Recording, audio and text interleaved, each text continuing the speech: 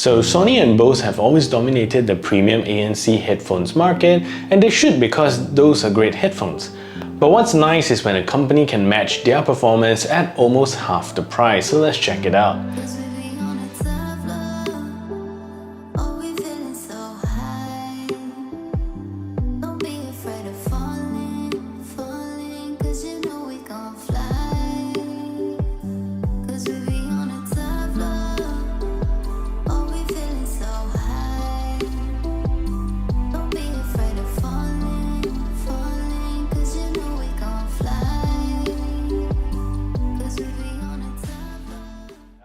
So Edifier sent me these headphones to review, but this is not a sponsored post, so I'm sharing with you my opinions and experience with these headphones. So you can get the WH950NB at a discounted price now at 799 Malaysia ringgit or about $180 US, which is $100 cheaper than the Sony XM5 at launch. And with that $180 US, you are getting a lot of headphones for the money.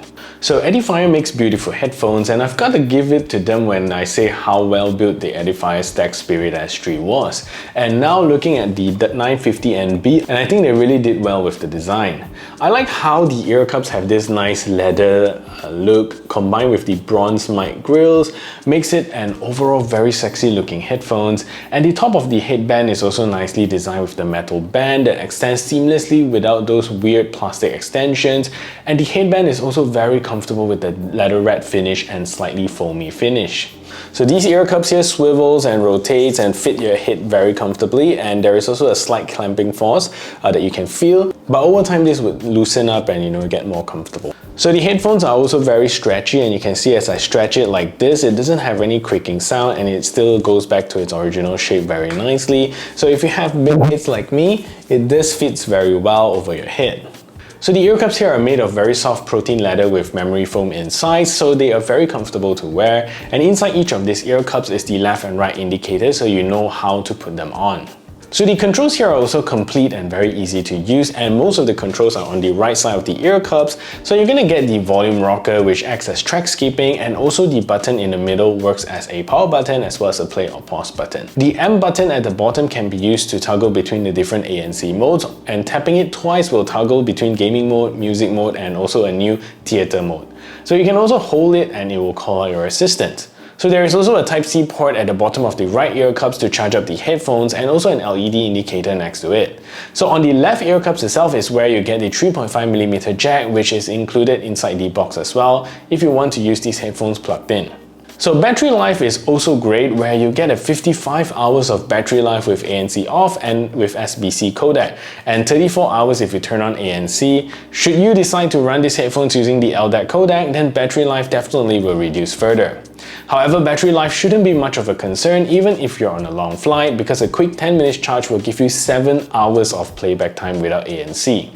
So a comfortable listening volume starts at around 50% for me, and I can still listen to the volume all the way at 100% with no problems, and it doesn't feel too loud for me as well. So I'm surprised that these headphones are not too loud, plus this is not even with safe volume turned on. So if loud volume is what you need or expect, then this headphone may not do it for you.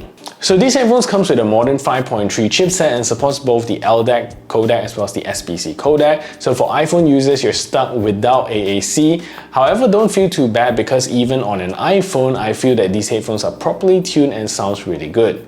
And there are also no official IP rating for these headphones, and it's not designed to be a sports headphones anyways, so try to keep them dry when you're using them. So you're gonna get a 40mm composite titanium film dynamic driver with these headphones, which sounds really solid and punchy in my opinion, but unlike the Stack Spirit S3, you're not going to get any planar magnetic drivers with this headphone. Connectivity wise, you're going to get Google Fast Pair with this headphone, so it's easy to get connected with these headphones, and with that you're also going to get 2 device multi-point with it, which is nice. So the Edifier app is simple to use and pretty standard across their range of headphones and earbuds, and at the homepage here you're going to get a battery percentage of the headphones, and below that you're going to be able to choose between different ANC modes and ambient mode. So at the next page here, this is where you're going to get to choose your different EQ modes and also to customize with a simple 4-band EQ. And at the last page here is where you get to choose between music mode, gaming mode, and theater mode. So there's also a setting at the top right corner, and here you can control the selections that the M button on the headphones will go through. You can also turn on or off safe volume, and that's pretty much all the features you get with this Edifier app. So I think one of the important questions is whether the ANC on these headphones are on par with the likes of the XM5 or even the Soundcore Q45. So I would say ANC is powerful for most of the situations you might use these headphones for, but there are some areas where I think these headphones didn't perform as well as I expected. So for instance, low humming noises like the road noise test and airplane cabin noise is pretty tricky, as I can still hear the noise quite audibly with the high ANC mode, and I need to start playing audio for it to almost get drowned out. So high-pitched chatters or cafe noise is pretty good, and I can hear it get cut out quite effectively, and with music playing you are able to get in the zone to focus on what you're doing. So wind noise mode does well even with direct wind blowing from a fan next to me, and it does remove it quite effectively. However, with wind noise mode you won't be able to use ANC with it. So transparency mode is also good since you get to choose the intensity of transparency in the app, which is good, and if you want to hear announcements. So overall, I'm going to rate the WH950NB to have an ANC performance of 8.5 out of 10. So there is no doubt that this is a great headphones when you start playing music, especially when you run LDAC with high quality streams. Music with vocals felt powerful and instruments seem present and clear. So these headphones don't focus too much on driving thumping bass for all music, but gives you a clear, accurate thumps throughout. But songs with low-end sub-bass rumbles, this headphone still doesn't disappoint. Vocals are also absolutely brilliant and sounds clear and forward, making it sound like you're in a live concert with the artist singing directly into the sides of your ears. So highs are also great with these headphones. It drives accurate, crisp and clear hi-hats and crashes all throughout the range without it feeling messy or jumbled up. So this isn't just applied to the LDAC codec, but even using my iPhone on SBC codec sounds great. This is all credited to the great tuning on Edifier's part. So this is a test to see if the Edifier WH950NB is a good headphones for making phone calls. So this is me speaking in a relatively quiet environment, and this is the call quality that you can expect. So what I'm going to do now is to turn on a simulated background noise so you can hear a difference. So now there's a simulated background noise playing in the background, and this is the call quality that you can expect from these headphones. So what do you think of the call quality? Let me know in the comment section down below. So gaming mode here is about 80 milliseconds, so definitely not the fastest there. So playing games like PUBG on this headphone does feel slightly sluggish, but it still works and performs okay. But of course, comparing it with playing without headphones or even wired headphones, then you definitely notice the lag. So let's take a look at the latency performance of these headphones.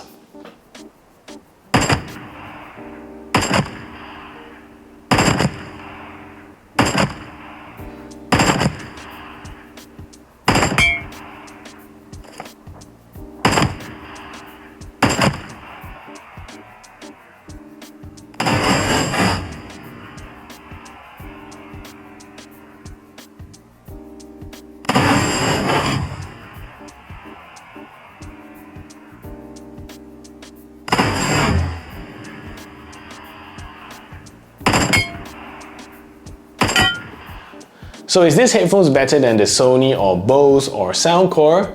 In my opinion, it may not be on par, but for its price, which is half of what Sony is asking for, and I think it's well worth the money. The performance and value that Edifier delivers is simply outstanding. So that is it for this review. If you find this video helpful, smash the thumbs up button, share this video everywhere, and if you haven't yet subscribed, do consider subscribing, and I'll see you in the next video.